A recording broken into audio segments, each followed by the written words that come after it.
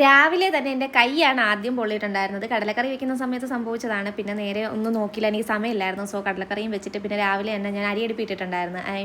അപ്പോൾ ഞാൻ തിരിച്ച് വരുമ്പോഴത്തേനും സെറ്റായിരിക്കുമല്ലോ. സോ അങ്ങനെ അതെല്ലാം ചെയ്ത് പിന്നെ ചക്കയ്ക്കും അരിഞ്ഞ് അതും എല്ലാം സെറ്റാക്കി വെച്ചിട്ട് ഞാൻ നേരെ പോയി റെഡി ആയിട്ട് ബ്രേക്ക്ഫാസ്റ്റ് കഴിച്ച് അപ്പവും കടലക്കറിയായിരുന്നു കേട്ടോ.